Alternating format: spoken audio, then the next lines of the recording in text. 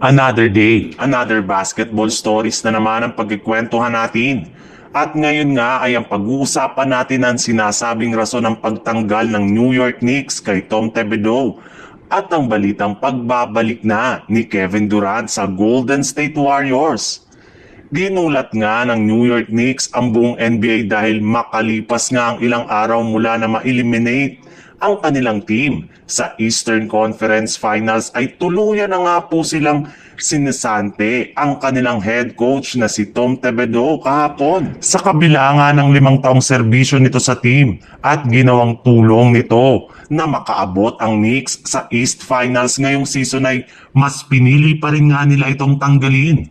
Pero ayon nga sa ilang mga analyst, hindi na rin naman nga nakapagtataka o nakakagulat ang naging move na ito ng kanilang office. Mismo ang kanilang superstar nga na si Jalen Brunson ang may kagustuhan dito. Dahil hindi na nga daw po nito gusto ang paraan ng pamamahala niya sa Knicks.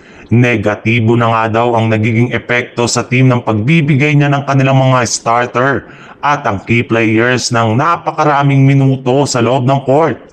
Sobra nga nitong nalilimitahan ng gusto ang kanilang rotation sa paggamit lamang niya na parati ng 6 to 7 players na umaabot na sa puntos na nagkakaroon na nga ang mga ito ng fatigue na siyang rason bakit bigla na lamang lumalamya ang kanilang performance.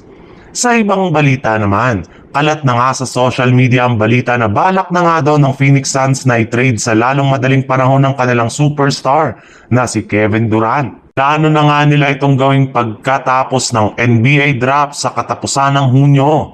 Ayon pa nga sa inilabas na balita ng isang insider, may ilang mga teams na rin naman nga silang kinausap ng mga nagdaang araw patungkol sa trade ni Durant.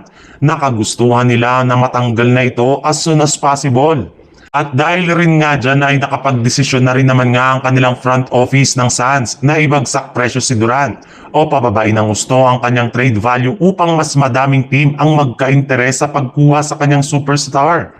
Sawang-sawa na rin naman nga ang kanilang team sa patuloy na pagkatalo at pagkalaglag ng Phoenix sa mga nakalipas na taon sa kabila ng pagkakaroon nila ng isang super team.